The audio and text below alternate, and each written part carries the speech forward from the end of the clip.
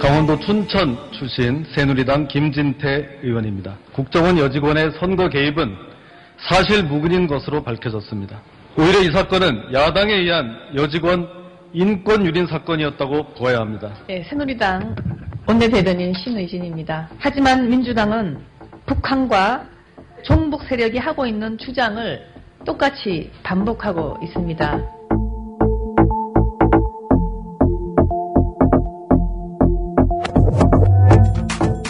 공정한 방송이 있다면 국정원 선거 개입의 진실을 바로 알리고 꾸짖을 것입니다. 국민TV는 이래서 필요합니다. 미디어 협동조합 조합원이 되어주십시오. 국민TV 홈페이지에서 가입하실 수 있습니다.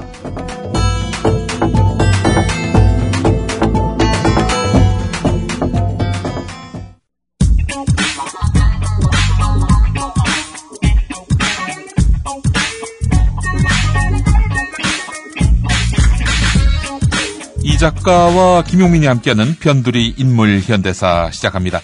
어서 오십시오, 이 작가님. 네, 안녕하십니까. 예. 코 리모델링 공사 때문에 지난주에 제가 빠졌습니다. 네. 2주가 지난 경과 보고 드리면은 한쪽은 개통이 됐는데 한쪽은 개통은 안 되고 지하수만 흘러내리고 있습니다. 아유, 그래도 뭐 건강한 모습. 겉으로 봐선 건강합니다. 그런 아주 썰렁하기 짝이 없는 그런 상투적인 방송용 멘트. 이 작가님답지 않습니다. 그래서 저 뭐 예. 사실 김용민 씨가 한 주 예. 빠진다고 해서 예. 청취자분들이 대단히 걱정을 하시고 네. 김용민 씨의 건강보다는 예. 과연 이 프로가 예. 서영석과 이동형 조합이 과연 괜찮을까? 누가 더 나아요? 아니 저는 리뷰에 그렇더라고요. 예. 의외로 서영석하고도 호흡이 맞는다 그러는데 예. 저는 누구나 다 맞습니다. 예. 아무나 갖다 붙여도 저 다 맞아요. 걱정. 자, 현대사의 변두리 인물을 통해서 현대사의 중심과 본질을 꿰뚫는 야멸차교도 도발적인 기획 그 세 번째 시간 지금부터 시작하겠습니다.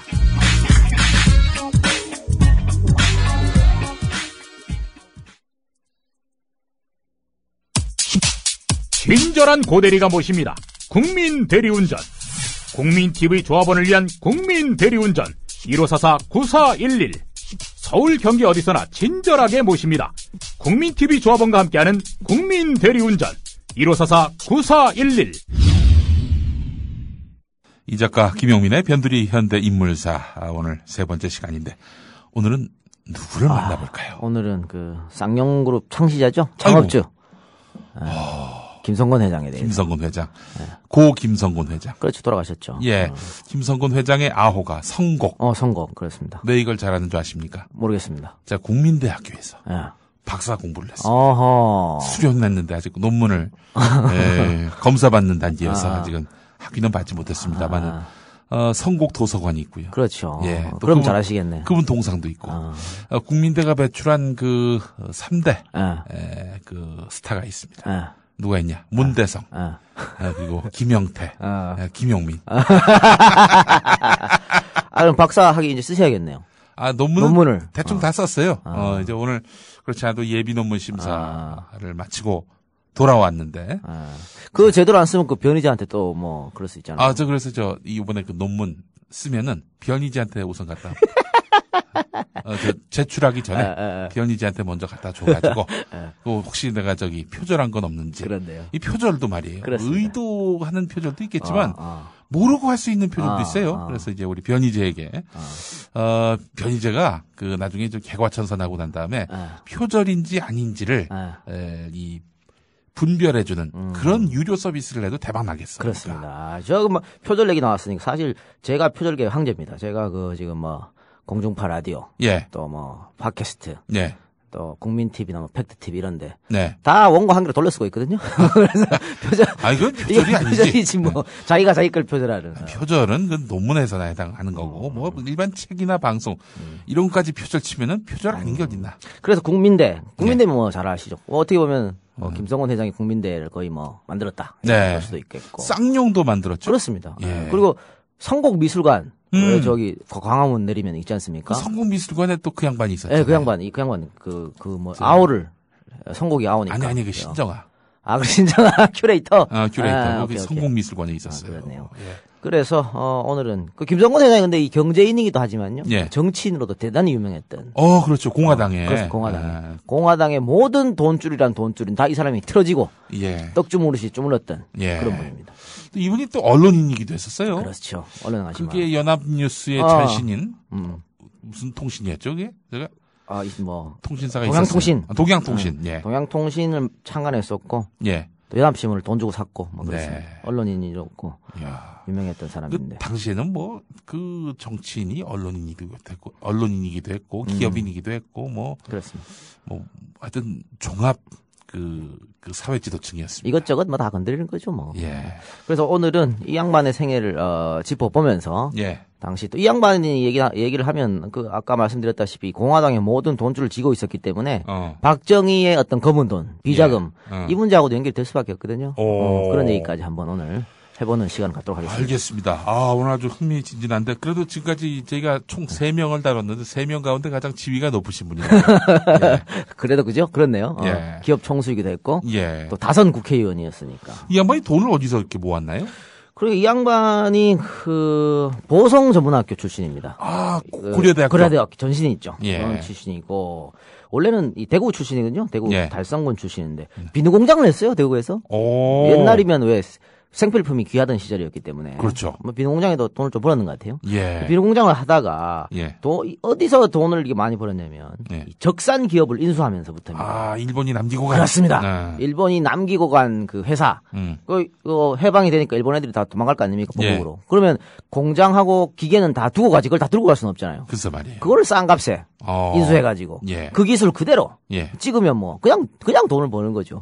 우리나라 대기업들이 말이죠. 자수성가는 개코 자수성가한 사람 한 명도 없습니다.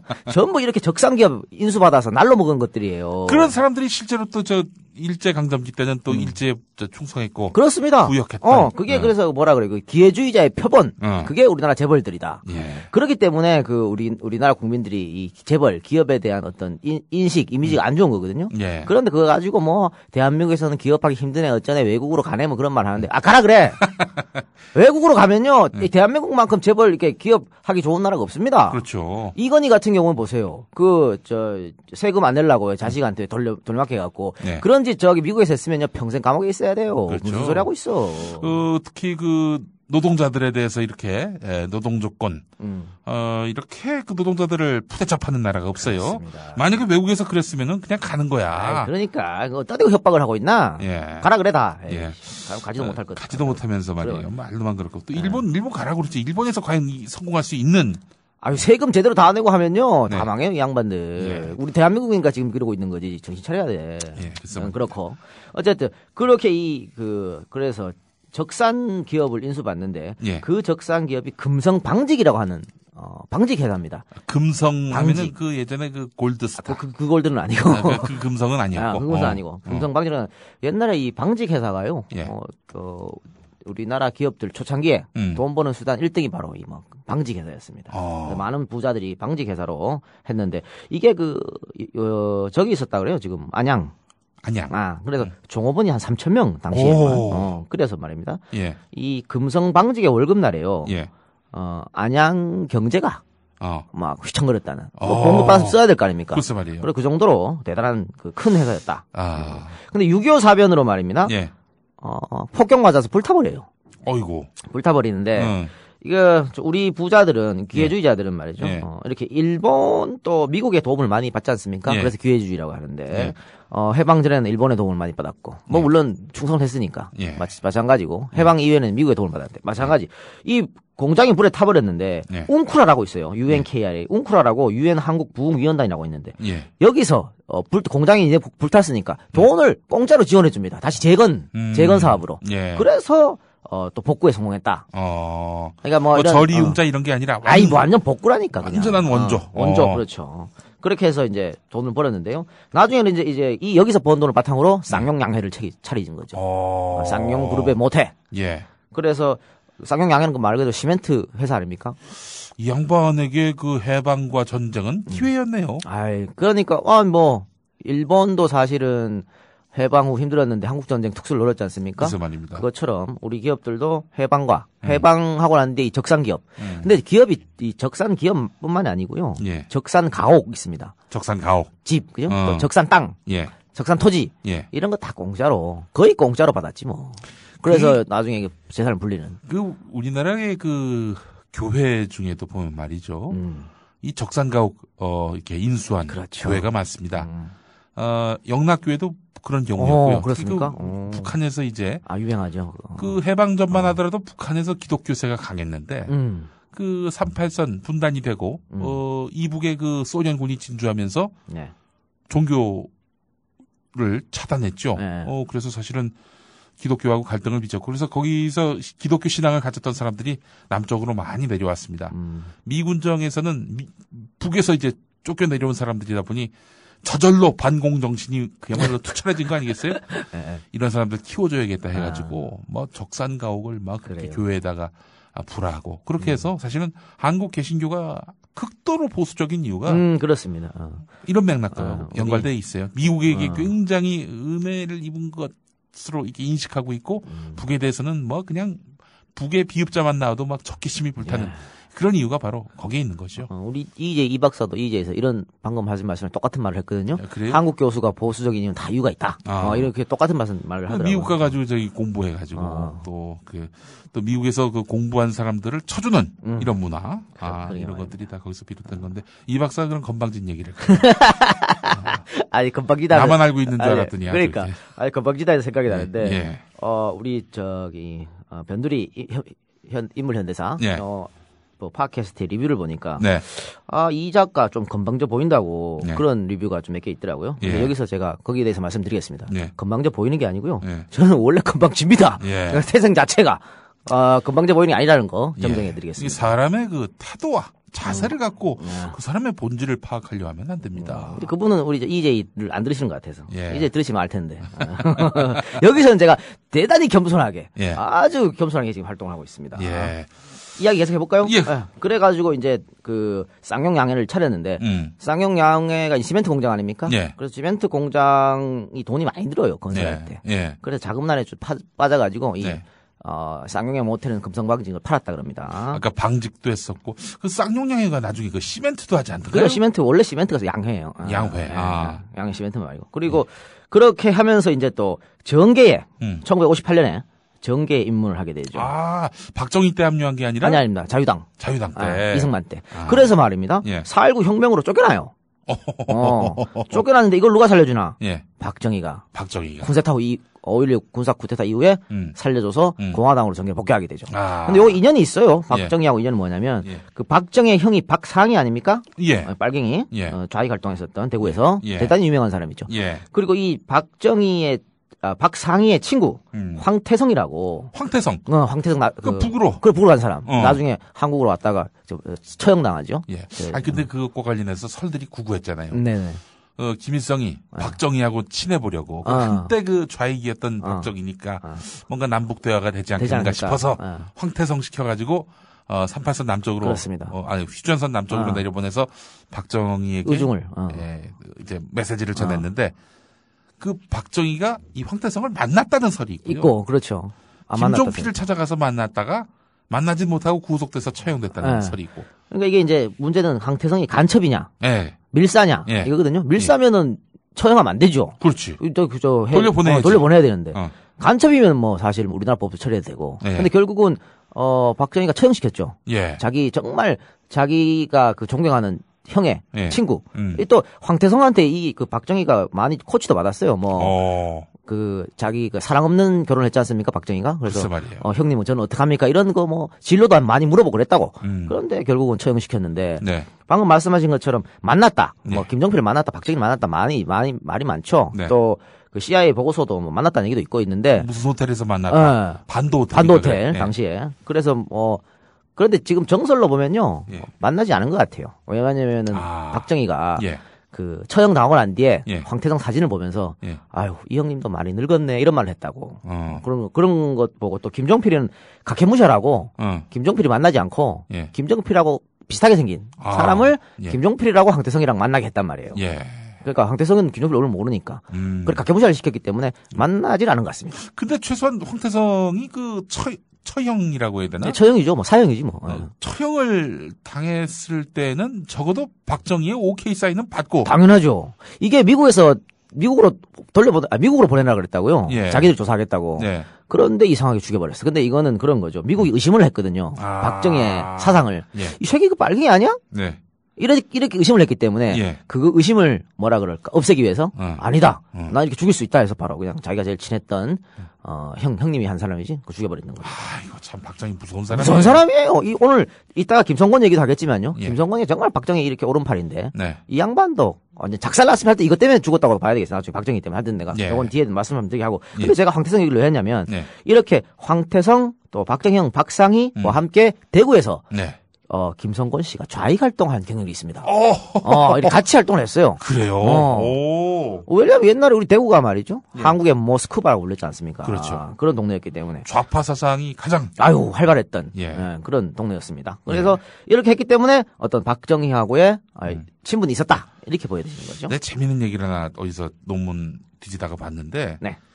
평양하고 대구, 지금이야 뭐 사실은 북쪽과 남쪽에서 가장 완고한 지역 아닙니까? 그렇죠. 남쪽에서는 뭐 하여튼 새누리당만 나오면은 새누리당 후보만 되면은 뭐 덮어놓고 그냥 시신으로 나오더라도 그러니까. 찍는다는 뭐 그런 얘기가 있을 김 정도로. 교수님도 나가시면 저 한나라당 간판 달고 나가시면 돼요 거기서. 대구에서는. 그럼? 막말하고. 그래 막말해도 그냥 바로 당선이에요. 평양도 지금은 주체 사상에 거의 완전히 그렇죠. 상징 도시가 됐는데 네. 예전 해방 이전만 하더라도 평양이나 대구는 상당히 개방적인 도시였다. 이런 평가가 있는데 왜 그런가 봤더니 평양하고 대구를 보면은 평양은 고려 시대 이후 그리고 이제 조선 시대 이후죠. 그리고 대구는 통일 신라 이후 더 이상 중심 도시가 아니게 된 거예요. 변방이 돼버린 거야. 과거에는 중심 도시였는데. 네. 그러니까 변방이니까 한때는 중심 도시였는데 지금은 변방이 됐으니 뭔가 새로운 사상을 빨리 받아들여서 우리가 언제든 메인스트림이 되도록 하자. 일리 있네요. 예. 근데 메인스트림이 됐잖아. 분단 이후 평양은 수도가 되고 대구는 뭐 그야말로 지금 대통령을 몇 번 배출한 도시입니까? 그래서 거기서는 우리가 이 중심 도시로서 그 지위와 위상을 잃어서는 안 되겠다. 이런 관념 때문에 어느 곳보다도 완고한 도시가 이젠 학고부당해져버렸네요. 평가가 있습니다. 일리 있습니다. 예. 그 김 교수님이 만들어낸 거 아니죠? 어쩐지 너무 좋은 이론이야. 뒤져보니까 뭐 그런 얘기가 나왔다는 겁니다. 예. 어쨌든 그래서 예. 대구에서 이렇게 어떤 예. 그런 인연으로 5.16 군사 쿠데타 이후에 다시 정계에 복귀했다라고 예. 하는 겁니다. 그래서 김성곤은 공화당에 아까 말씀드린 들어오면서 공화당의 모든 돈을 관리를 하는데 예. 지금부터 예. 공화당의 돈을 어떻게 주물렀는지 예. 설명해드리겠습니다. 예. 박정희 정권이 말이죠. 네. 이 선거 때마다 대선 자금을 엄청나게 뿌렸습니다. 대선 자금뿐만이 아니고 국회의원 선거 때도 엄청나게 뿌렸죠. 충분히 그렇게 추정됩니다. 그러니까. 예. 근데 이 돈들이 어디서 났나? 예. 이게 다 일본 기업들. 미국 기업들한테 와이로, 일본 말로 하면 와이로입니다. 와이로. 영어로 하면 커미션 받은 받은 거죠. 그 돈 가지고 막 뿌려댄 겁니다. 예. 그런데 이게 제가 주장하는 게 아니고 다 자료에 있습니다. 자료에 예. 있는 건데 기업들에게서 미국 기업들에게서 네. 850만 달러를 거둬들었다 그래요. 네. 그 중에 대표적인 데가 걸프사입니다. 걸프사. 걸프사. 어. 걸프사는 300만 달러 정도를 박정희가 갖다 바쳤는데. 예. 그리고 나서 그냥 갖다 바쳤겠어요? 예. 다 뭔가 이득이 있을 거 아닙니까? 공짜로 죽겠습니까? 아니잖아. 예. 그러니까 유공 맛이 유공. 유공. SK. SK 전신이죠. 예. 이 유공의 전신이 또 대한석유공사입니다. 공사였다가 유공으로 간 거죠. 민간 기업이 민간 기업으로 간 거예요. 그런데 이 대한석유공사를 누가 만들었냐면 이 걸프가 예. 20% 지분을 내서 합작해서 만들었어요. 그 걸프가 그 걸프 전쟁 할 때 걸프군요. 그 걸프입니다. 그리고 나중에 지분을 50%까지 늘립니다. 그러니 이 말은 뭔 말이냐면 우리나라 기름에 관한 돈은 걸프가 다 처먹었다. 뭔 대가로? 박정희한테 정치자금 준 대가로. 이렇게 되는 겁니다. 이게 뭐 그냥 나오는 게 아니고요. 뭐라 그러죠, 여기. 청문회에서, 미국 청문회에서 다, 이 걸프사의 회장 밥 도시가 직접 밝힌 거예요. 예. 밥 도시회장이 뭐라 했냐면 해외 70여 개국에서 모두 500만 달러를 정치장으로 제공했다 그래. 해외 70개국 500만 달러. 근데 그중에 400만 달러를 한국에 줬답니다. 그만큼 제일 그런 돈이 먹히는 곳이죠. 이 바로 한국과 공화당이. 구체적으로 증언합니다. 도시회장은 1967년 대통령 선거를 앞두고 100만 달러, 1971년 대통령 선거를 앞두고 300만 달러를 제공을 했는데 누구한테 줬느냐? 바로 김성곤한테 줬다. 오늘의 주인공 그렇습니다. 김성곤 형한테. 그래서 김성곤이 이 돈을 쥐고 쪼물락쪼물락 그랬는데 재밌는 건 말입니다. 이 김성곤이 아들이 그 쌍용그룹 회장이었던 김석원. 김석원입니다. 그죠? 김석원인데 이 김석원의 가정교사가 누군지 아십니까 혹시? 김석원의 가정교사 여자입니까? 최시중입니다. 최시중? 안녕하십니까? 예, 그렇습니다. 방송통신위원장 최시중입니다. 그 양반이 가정교사였어요. 그래요? 예, 그렇습니다. 그러니까 최시중이 말이죠. 이 양반이 나중에 뭐라 그랬냐면 왜 정치를 안 했느냐 하니까 내가 김성곤 집에 드나들면서 보니까 그러니까 이 아들을 가르치러 김성곤의 아들을 가르치러 가정교사로 드나들다 보니까 김성곤의 집에 온갖 정치인이 다 몰려들더라. 왜? 뭐 돈을 좀 물으니까. 그렇지. 근데 여당 의원만 갔겠어요? 야당 의원들 많이 찾아갔어요. 돈 받으려고. 그러면 뭐 계속 얘기 한 10분 나누다가 집에 갈 때는 봉투 하나 들고 나간단 말입니다. 이거를 최준이 봤다. 그래서 자기는 정치는 이렇게 더러운 거구나. 나는 정치를 하면 안 되겠다. 그래서 난 언론을 해야겠다. 그랬다고 합니다. 정치를 했구만 나중에는. 그러니까. 그리고 돈도 받았구만. 글쎄 말이야. 이거 참. 돈 얘기 나오니까 아주 최준이 생각나서. 최준이. 그러니까 우리나라 이 정치인 뭐 이렇게 한 자리 해먹는 사람들은요. 다 이렇게 거미줄로. 연결이 돼 있습니다. 이런 식으로. 짜증나네. 최시중이 또 그랬었군요. 네, 그렇습니다. 그래서. 어쩐지 최시중 씨가 김석원 전 회장보다도 나이가 많아 보여요. 그러면 많아 보이죠. 아우라가. 또 김석원 하니까 생각나는 게 우리 저 YS 이 김석원 회장이 또 자기 저 아버지 따라 정치를 합니다. 민자당. 민자당으로. 민자당이었나 신한당이었나. 민자당. 민자당 전국구 의원으로 나가는데 근데 YS가 말이 대단히 그 김석원 회장을 귀여워했는데 근데 이것도 좀 모순이죠. 왜냐면은 이중 플레이. YS는 평상시에 그 권력과 돈을 따로 본 사람입니다. 그러니까 정경유착은 안 된다. 그렇지. 그러니까 권력을 추구하려면 권력만 추구하고 돈을 추구하려면 돈만 추구해라. 두 가지 다 잡는 건 말도 안 된다. 이렇게 주장했던 사람이거든요. 그래서 정주영 회장하고 92년 붙었을 때 장사꾼이 무슨 너무 정치고 막 이래서 되게 막 화내고 그랬었던 인물이 YS라고요. 근데 뭐 김석원은 그럼 장사꾼 아닌가? 뭐 이럴 때 저럴 때 막. 그래서 뭐 하여튼 YS에 미움 받아가지고 현대가 그 선거 끝나고 92년 대통령 선거 끝나고 작살났지 않습니까? 작살났죠 진짜. 대마불사 그런 게 어딨어? 세금 조사 들어가면 그냥 대마불사고 나발이 그냥 죽는 거예요. YS 5년 내내 가장 정말 바짝 엎드렸었죠. 현대가 아주 그냥 개작살이 났죠. 작살 정도가 아니라. 그래서 사실 뭐 돈이 아무리 말해도 권력이 이렇게 죽이려고 마음 먹으면 전두환 대통령이 그런 말 했다고 그러지 않습니까? 국제그룹 날릴 때. 내가 여기에 있어 보니까 이 자리는 기업을 죽이려면 죽이고 살리려면 살려 그랬다고. 그 정도니까 지금 CJ가 말입니다. 바짝 엎드려 있잖아요. 저 재밌는 게 막 창조 경제를 응원한다. 그러니까. 광고 문구를 내는데 신문 막 광고 내고. 내 동생이 그 CJ 관련 회사에 있잖아요. 정말 참. 낯짝 뜨겁더라고 보니까 아무리 그래도 그렇지 뭐야 그게 도대체. 이런 거야. CJ에 뭐 이재현 회장이 잘못되면 CJ 작살납니다. 상상할 수도 없는 일이거든. 그렇죠. 사실은 이제 이렇게 기업이 그 배경인 그런 언론은 이럴 수밖에 없는 거죠. 바람 앞에 등불이에요. 한마디로 얘기해서 보면은.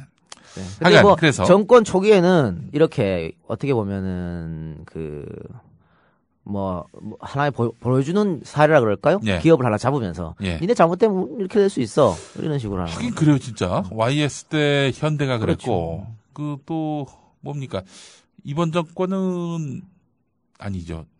MB 때는 SK가 SK도 그랬고 주요 대상이었고 한 번씩 다 그렇게 당하는 것 같아요. BJ 정부 때는 뭐 신동아 그룹이다라는 얘기도 있는데 뭐 글쎄요 신동아 그룹은 워낙 혐의가 명백해서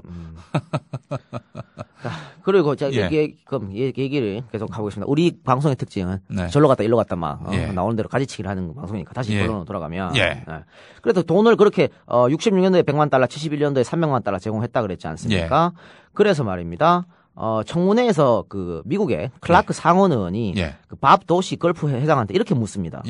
1971년 대통령 선거가 박빙의 차이로 그 김대중하고 붙었을 때 박빙의 차이로 박정희 대통령이 승리했는데 걸프사가 준 돈 이것이 그 박빙의 차이를 만들어낸 것인가? 라고 물어요. 밥 도시 회장한테. 그러니까 밥 도시 회장이 뭐라 그러냐면 통계적으로 볼 때 네 말이 맞다.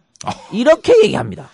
이게 기름을 칠했기 때문에 그렇습니다. 박정희가 이길 수 있었다. 오케이. 자, 봅시다.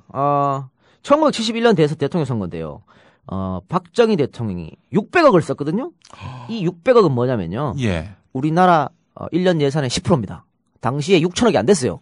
우리 1년 예산이.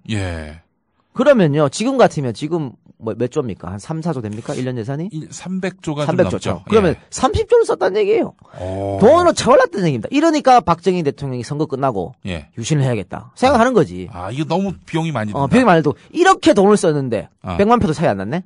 이러니까 이건 도저히 안 되겠다. 이러면서 유신을 한 것 같아요. 그래서 화를 냈다. 이후락 부장한테 아니 임자 돈을 얼마나 갖다 썼는데 선거 결과 있다고야? 이러면서 화를 냈다고 그럽니다. 근데 미국에만 돈을 받았냐?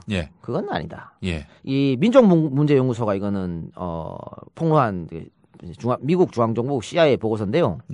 뭐라 그랬냐면 한일 관계의 미래라는 CIA 보고서가 있습니다. 1966년 3월에 만들어진 보고서인데 일본 기업이 1965년까지, 그러니까 1961년부터입니다. 1961년부터 1965년까지 5년 동안 민주공화당 예산의 3분의 2에 해당하는 6,600만 달러를 지원했다. 이런 내용이 나옵니다. 요거는 그동안 계속 설로 떠돌다가 이 CIA 보고서가 나오면서 확실히 정해진 거죠. 입증이 된 거군요. 그러니까 아니 우리나라 공화당이면 여당 아닙니까? 여당의 5년 동안의 정치자금 3분의 1을 남의 나라 돈, 일본 돈을 받았었다는 얘기예요. 이런 미친놈들이 어디 있습니까? 6,600만 달러가 얼마나 큰 돈이냐. 우리가 한일 관계, 한일 무슨 협정. 한일 협정에서 3억 달러 받았거든요. 31제 36년에 그 억압과 지배의 대가로 3억 달러 받았는데. 정치자금으로 5년 동안 정치자금으로 6,600만 달러 받았어요. 이러니까 얼마나 큰 돈입니까, 이게. 정말 이건 미친 짓이라고 저는 봅니다. 야, 그렇게 그 엄청난 돈과 함께 또 그 정보부에 정치 공작, 엄청나게 동원됐든 하여튼 뭐 정보부가 동원됐든 중앙정보부, 국가정보원 이들의 도움 없으면 집권할 수가 없는 아버지와 딸. 그렇습니다. 똑같이 뭐 이번에도 뭐 지금 국정원이 중정의 후신 아닙니까? 뭐 그런 거고요. 자, 그러면 아까 600억 원을 10% 대선에 썼다 그랬는데 당시 버스 요금이 15원 했답니다. 600억 계산이 안 된다니까요. 계산이 안 돼. 그렇습니다. 지금 그리고 커피값이 50원 했다는데 지금 커피가 비싼 거는 5,000원 넘죠? 그럼 몇 배입니까? 계산이 안 됩니다. 그리고 정말 얼마나 그런데 그러면 일본 애들이 말입니다. 일본 기업에서 왜 우리 정부한테 정치자금을 제공했냐? 아까 걸프사는 지들이 독점으로 먹었죠? 우리나라에 정치자금을 제공하고 우리 그 공기업을 먹으면서 아주 독점으로 기름을 팔아 먹었습니다. 그럼 일본은 왜 그랬나? 한 가지 제가 예를 들어볼게요. 우리가 1974년 8월에 지하철 1호선이 개통을 합니다. 근데 이 공사를 누가 맡았냐면요. 일본, 미쓰비시하고 일본 회사 유명하죠? 히다치. 총 일본의 4개 회사가 한국에 열차를 판매합니다. 지하철을. 그런데 일본 국내에서 파는 것보다 2배 비싸게 팔아먹었어요. 우리한테. 지하철을. 중간에 이제 돈이 새는군요. 그렇죠. 그러면 예를 들어 이런 겁니다. 만약에 차량 한 대 1억 하는 거를 지들 나라에서는 1억 하는데 우리한테는 2억에 팔아먹은 거야. 그런데 우리 정부는 등신인가? 이걸 모를 리가 없잖아요. 알면서 왜 이렇게 비싸게 샀냐? 당연히 커미션이 따라가는 겁니다. 어떤 분에게 드릴? 어떤 분에게 드릴? 뭐 리베이트라고 하고 커미션 뭐 와이로 뇌물 그런 거요. 이런 건데 이게 왜 가능하냐면 지하철은 말입니다. 박정희 돈으로 사는 게 아니잖아요. 그렇죠. 국민 세금을 사는 거지. 국민 세금이야 뭐 나가든 말든 내 in my pocket 내 주머니에 리베이트만 들어오면 된다.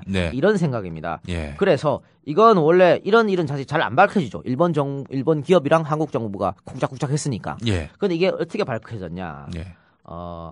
일본의 아사히 신문에 오찌아이 히로부미 기자라고 있습니다. 네. 이 양반이 아주 정말 민한 기자의 실력을 발휘해서 끝까지 예. 이 사건을 추적해서 이 사건을 밝혀낸 겁니다. 예. 그래서 알아보니까 미쓰비시 회장이 말이죠. 예. 250만 달러를 예. 미국에 있는 한국 외환은행 지점으로 보냈고 이 계좌가 김성곤입니다. 이름이. 계좌 이름이 김성곤으로 돼 있다. 동명이인일리 없는. 아이고 동명이인리가 있습니까? 그러니까 이렇게 뭐 공화당 돈은 무조건 미국에서 받든 일본에서 받든 김성곤이한테 일단 갔다가 예. 김성곤이가 박정희 회장, 박 회장이 아니 뭐 대통령이 아니고 나라 회장 같아. 기업 회장 같아 아주. 예. 박정희 대통령에게 줬다는 이런 겁니다. 예. 그런데 웃긴 거는 말입니다. 예. 이 김성곤의 계좌에서 예. 250만 달러를 일본 기업 미쓰비시에서 받았다 그랬잖아요. 예. 이 250만 달러 중에 130만 달러가요. 일본 계좌로 역송금됩니다. 왜? 그러니까 이게 이제 당시에 기시 노부스케라는 사람한테 줬는데 이게 뭐냐면 한국의 박정희, 일본의 기시 노부스케가 지금 아베의 외할아버지죠? 글쎄. 그러니까 그 비슷한 독재자. 비슷한 독재자. 이 두 사람이 야 한국 세금으로 이렇게 했으니까 니네가 너하고 나하고 나눠 먹자. 나눠 먹은 거예요. 야 리베이트를 나눠 먹었어. 미치고 한장할 노릇이지. 야 역시 제 친일 장교의 아주 정체성이 드러나는 대목이구만. 그런데 말입니다. 박정희가 기시 노부스케를 존경했다 그랬거든요. 예. 그래서 그런지 250만 달러 중에 예. 박정희는 120만 달러만 먹었고 예. 기시 노부스케한테 130만 달러, 10만 달러를 더 줬어요. 어떤 존경의 표현인가 봐. 10만 달러를 더 자존심 상하다. 최소한 우리가 130을 먹어줘야 그나마 좀 위안이 될 텐데. 참나 이거는. 근데 요런 몇 개만 봐도 예. 와 김성곤은 진짜 공화당에 또 박정희의 모든 돈을 주물렀다. 어떻게 보면 박정희 개인 근거다. 이렇게. 진짜 김성곤이 입만 뻥긋하면 그냥 박정희 그냥 가는 거네요. 줄줄이 날아가죠. 스위스 계좌 막 그렇게 얘기하잖아요. 예. 주진우 기자가 예. 알아보러 다녔다. 예. 박정희 스위스 계좌 이게 스위스 계좌예요. 다른 게 있습니까? 다 나왔는데 이런 거예요. 이런 거고요. 그런데 예. 이렇게 그러면 박정희 대통령은 김성곤을 총애할 수밖에 없죠. 그렇죠. 자기의 당연하죠. 검은 그걸 다 지금 만지고 있으니까. 진정으로 총애했다기보다는 리스크 관리 차원에서 그렇습니다. 총애를 했겠죠. 그렇습니다. 예. 그런데 이 양반이 결국은 말이죠. 아까 우리가 처음에 얘기한 것처럼 예. 중정에 끌려가서 작살나게 두드려 맞거든요. 그러니까 그런 일은 왜 발생했나? 그러니까 그 얘기를 한번 해봅시다. 예. 이렇게 총애받던 사람이 왜 예. 그랬나? 예. 그런 길을 한번 봅시다. 이렇게 어떻게 보면 김성곤 씨는 박정희의 친위대 이렇게 볼 수 있죠. 예. 삼선 개헌의 아주 1등 공신 그렇게도 봐여지고요. 네. 그래서 그러니까 하여튼 1971년 대선까지는 김성곤하고 박정희는 아주 좋은 사이였다. 그렇습니다. 예. 그러니까 71 가정을 제가 설명해 드릴게요. 예. 당시에 김종필 걔가 이제 공화당에서는 한 라인을 주축을 차지하고 있었죠. 그렇죠. 그런데 박정희는 말입니다. 친인척이고 나발이고 이인자를 용납하지 않는 사람이에요. 그렇죠. 박근혜 스타일도 그렇습니다. 딱 똑같아요. 아버지 예. 따라하는 거예요. 예. 이게 뭐냐면 전문용어로 디바이드 앤 룰이라 그럽니다. 분할 통치. 분할 통치. 분할 통치라고 그러는데, 그러니까 분할 통치를 제일 잘했던 사람이 박정희고 지금 박근혜가 그대로 따라오고 있죠. 네. 이인자는 없다. 예. 그래서 좌장 어쩌고 저쩌고 얘기 나올 때 박근혜가 친박에는 좌장이 없다 막 그런 얘기 했지 않습니까? 그 김무성을 겨냥한 말이었죠. 그렇죠. 그러니까 예. 이인자를 용납하지 않는 사람인데, 그러니까 이 김종필이 이인자로 떠오르죠. 네. 그러니까 김종필을 견제하기 위해서 또 다른 세력에 힘을 줘야 돼요. 예. 그래야 둘이 치고받으면서 경쟁하면서 이인자가 안 되는 거거든요. 글쎄 말입니다. 그래서 이 김종필을 견제하기 위해서 뭘 탄생했냐면 4인 체제라는 걸 만듭니다. 4인 체제. 그렇습니다. 그 유명한. 그렇습니다. 그 유명한 4인 4인 체제. 체제. 이게 김진만, 백남억, 길재호, 또 김성곤 네. 이렇게 4명이 4인 체제라고 부르는데 이 4명 안에 김성곤이 들어가는군요. 들어갑니다. 길재호는 잠깐 설명해요. 길재호는 누구냐면은 이 양반도 6사 8기 출신이고요. 6사 8기는 많아요. 김종필도 6사 8기고. 그러니까 이제 6사 8기들이 5.16 쿠데타에 주체죠. 적극 가담했던 인물들이죠. 김종필도 6사 8기 출신이고. 김진만은 누구냐면 네. 이거 동부그룹. 김준기 회장. 김준기.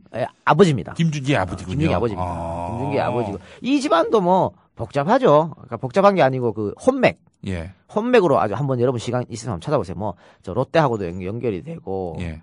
하여튼 대단히 삼양사하고도 연결이 되고 하여튼 대단히 복잡한. 예. 우리나라의 우리나라 부자들은 부자들끼리 막 이렇게 정략 결혼 하지 않습니까? 그 정말 조금만 건너가면은 다 연결이에요. 만나잖아요. 다 만나게 우리나라의 이른바 메인스트림이라 불리는 사람들은 그렇습니다. 그런 사람이고 이렇게 해서 4인 체제를 박정희가 일부러 띄운 거죠. 예. 김종필을 견제하기 위해서. 예.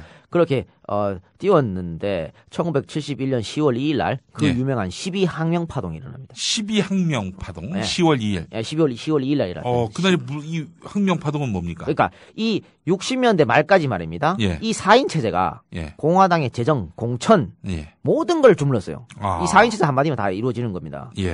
그러니까 이게 힘이 생기니까 사람이 어깨에 이제 힘이 들어가는 겁니다.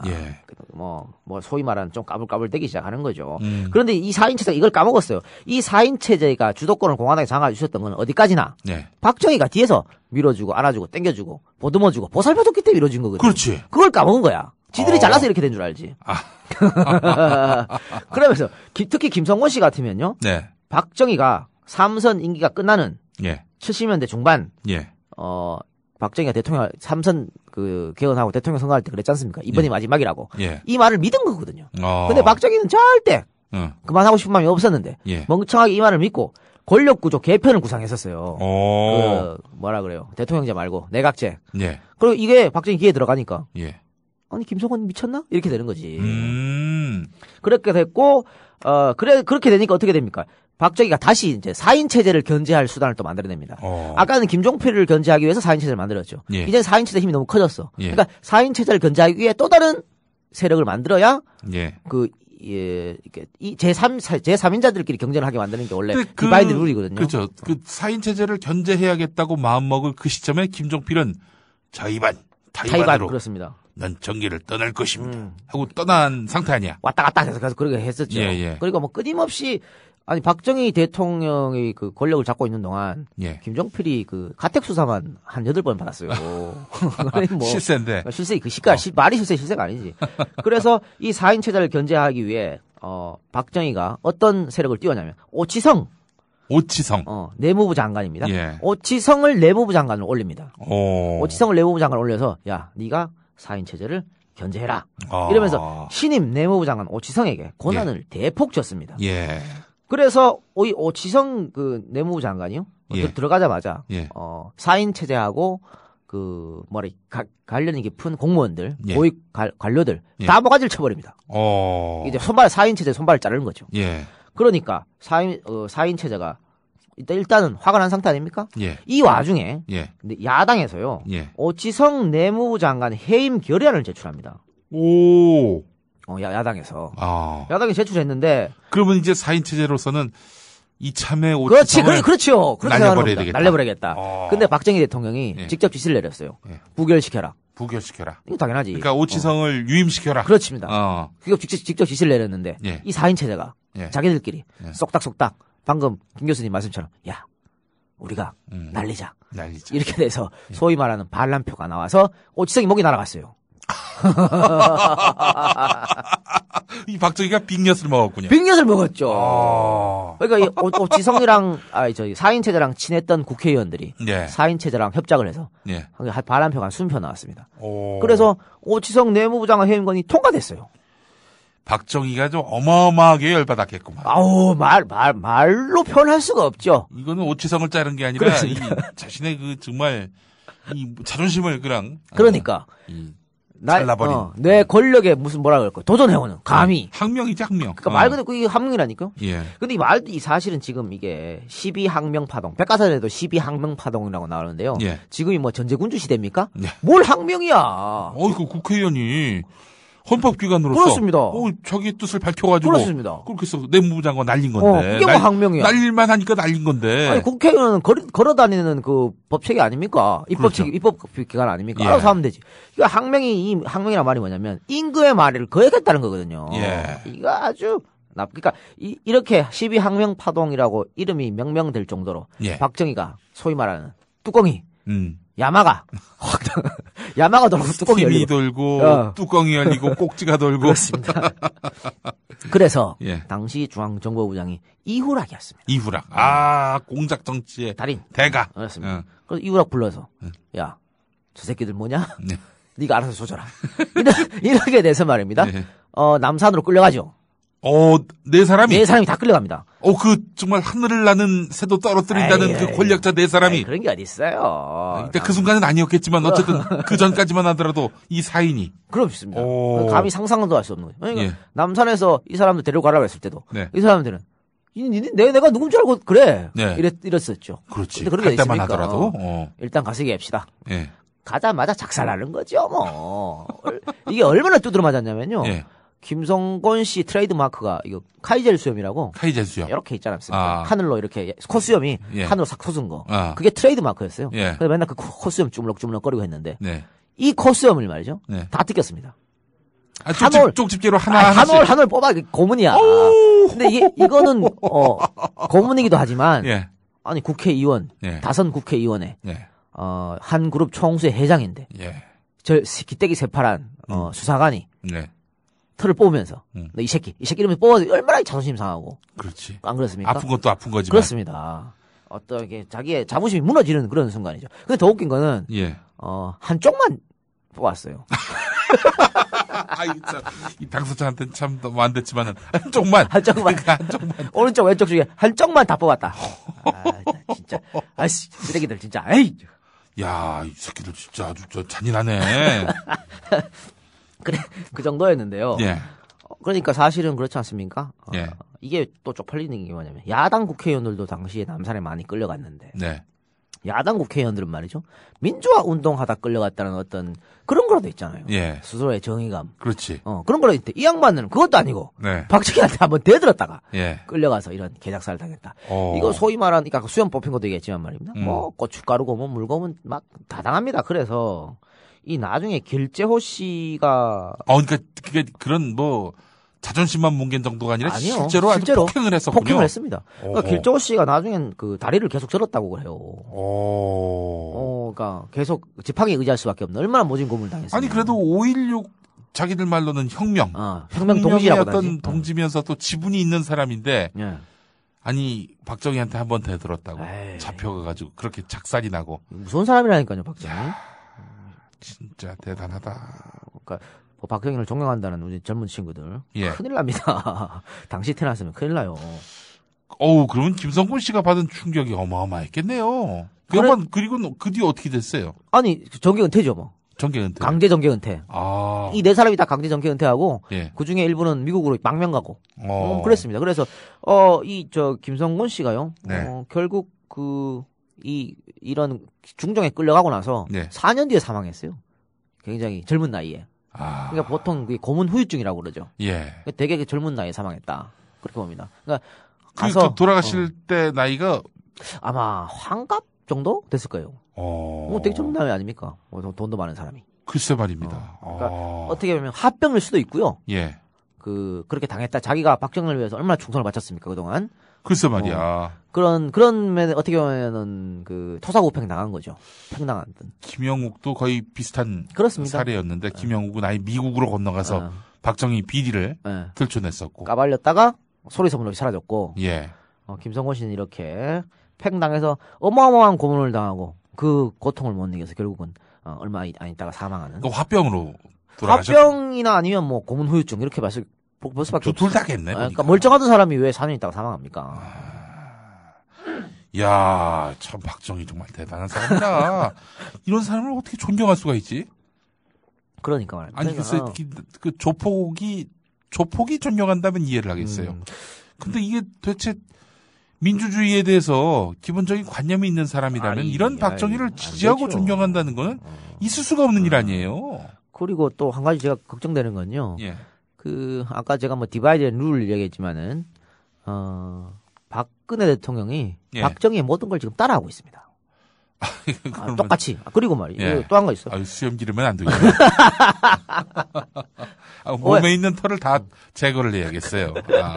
우리 박근혜 대통령한테 수첩공주라는 별명이 있지 않습니까? 수첩을 본다고. 이것도 아버지 따라하는 거거든요. 아버지도? 박정희 대통령이 갖고 다니는 수첩이 엔마초라고 있어요. 이게 이제 일본어죠, 엔마초. 염라대왕이 갖고 다니는 수첩이라고. 죄송합니다. 그걸 일본어로 읽으면 엔마초인데.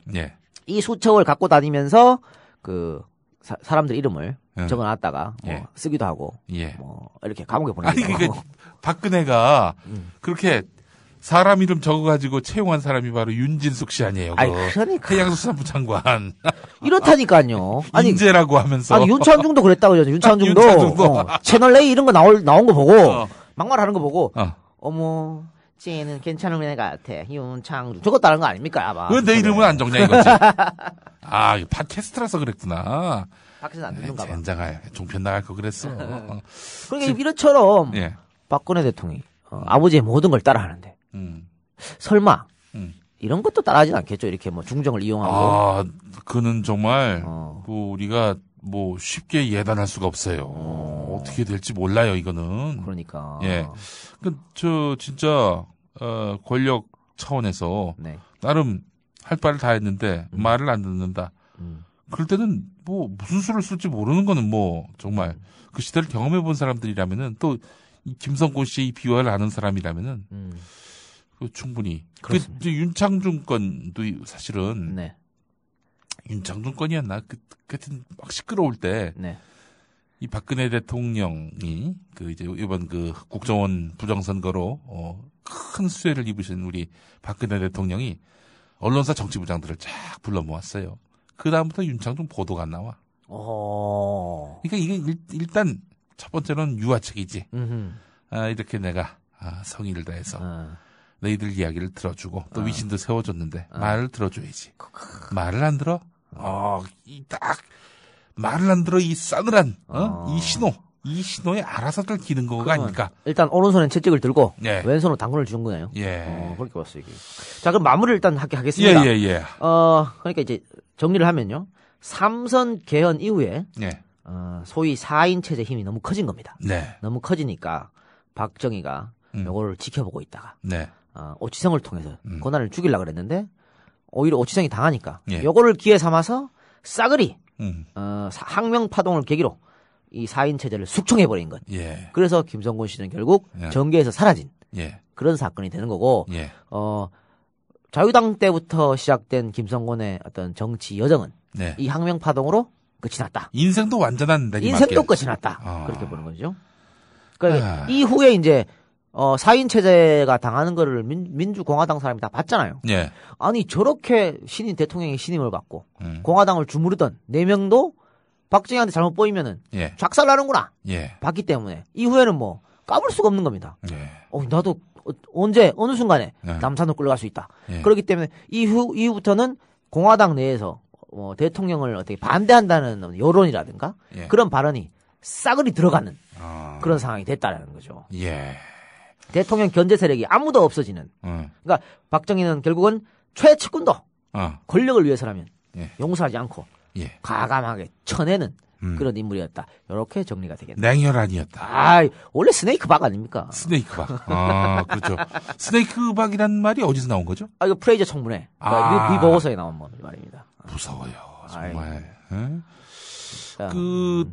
사실 박근혜 대통령이 이 꼰대들의 그 집산지를 할 수 있는 이런 한나라당에서 그렇게 이런 성추행이나 일삼는 이런 남자들까지 포함해가지고 왁 평정을 해가지고 당대표를 했고 그렇게 해서 결국에는 대통령까지 그 자리까지 온 거 아니에요? 그렇습니다.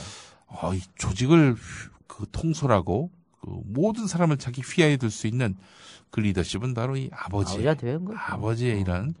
근데 참 좋은 건 안 배우고 말이죠. 아니 나쁜 건 배운 것 같아요. 이런 사실은 분할 통치 같으면요.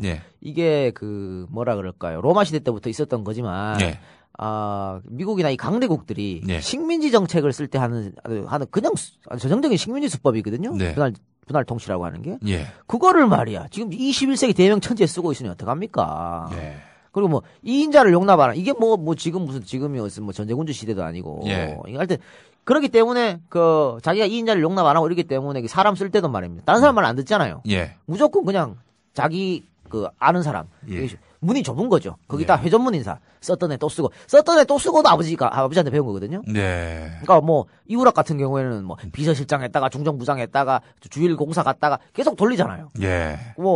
김정일 씨도 마찬가지죠. 예. 건설부 장관 갔다가 중정부장 갔다가 중정 차관 갔다가 이렇게 돌리는 겁니다. 계속 똑같은 사람. 김계원 씨도 중정부장 했었잖아요. 비서실장 했다가. 예. 이런 식으로 이런 걸 지금 이거 지금 박근혜 대통령 정부도 계속 그렇게 돌려쓰기를 하고 있죠. 네. 이거는 인재의 풀이 약한 것도 있지만은 네.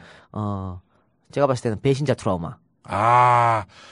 그런 것도 있다. 이제 믿을 놈만 그렇지. 일을 맡겨야 된다. 그리고 또 왜냐면 자기 아버지가 어떻게 보면 자기 입장으로서는 배신으로 승을 마감한 거 아닙니까? 배신자 승을 마감했기 때문에 예. 그런 배신자 트라우마가 있다. 예. 그리고 전용욱이한테 배신당한 것도 있고. 네. 박근혜. 그 전용욱 얘기가 내 기억이 나는데 전용욱이가 이명박 지지 선언을 했을 때 박근혜가 아니 정말이요? 아니 정말 그런 일이 있었어요? 그렇게 주변 사람들에게 반문을 했다는 거야. 그래요? 그럴 리가 없었던 전용욱인데 배반을 때렸어요.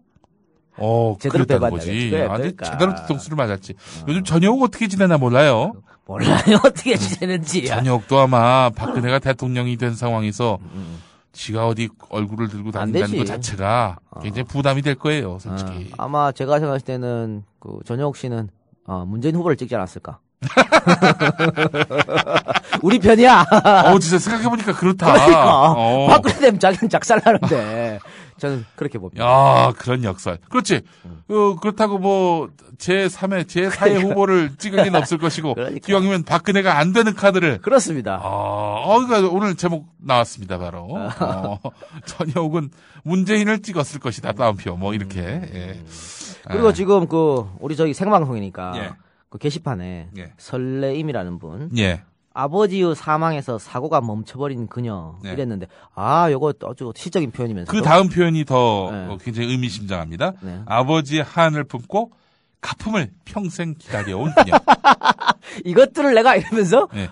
근데 사실은 우리 김어준 총수가 자주 했던 말이 뭐냐면은 네. 그녀 생애에 있어서 정치란 네. 바로 아버지에 대한 제사다. 이런 얘기 했었잖아요. 정말. 가슴에 와닿는 그런 이야기가 아닐 수 없습니다. 자, 이 작가와 김용민이 함께하는 변두리 인물 현대사. 오늘은 김성곤, 네. 쌍용그룹 창업자면서 또 공화당 재정위원장. 그렇습니다. 이분을 만나봤습니다. 근데 우리 변두리 인물 현대사라고 하지만 우리 세 번째인데요. 네. 변두리가 아니네요. 오늘은 조금 근데 이제 영원한 중심 위치에 섰던 인물은 아니었으니까. 그렇죠. 예. 그리고 사실 아마 김성곤이라는 사람을 처음 들어보는 우리 청취자분들도 많이 계실 거예요. 글쎄 말입니다.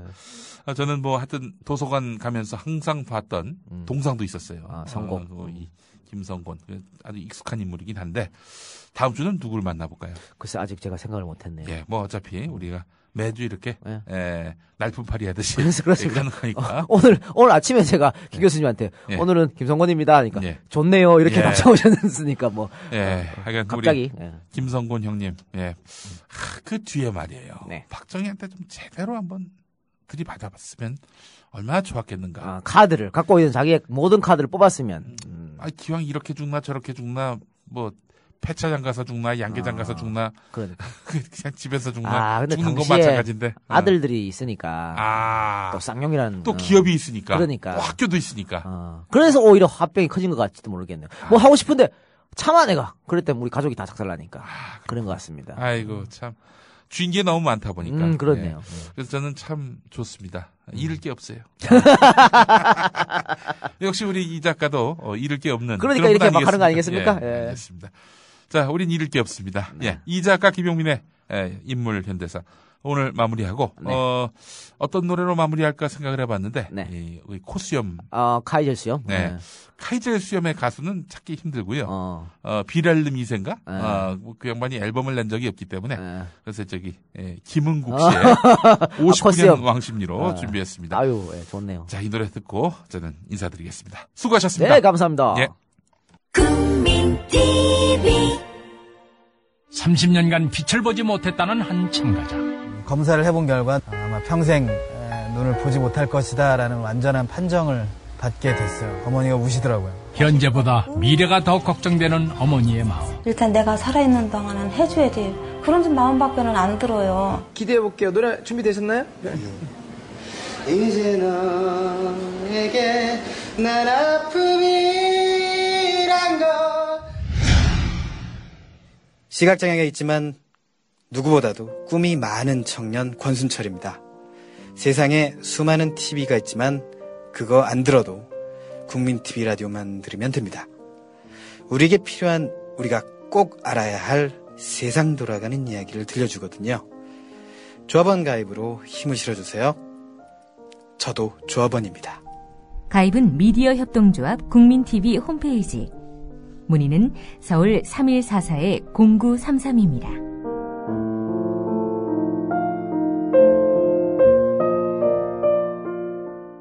모두의 꿈 만들어요. 여기 국민TV.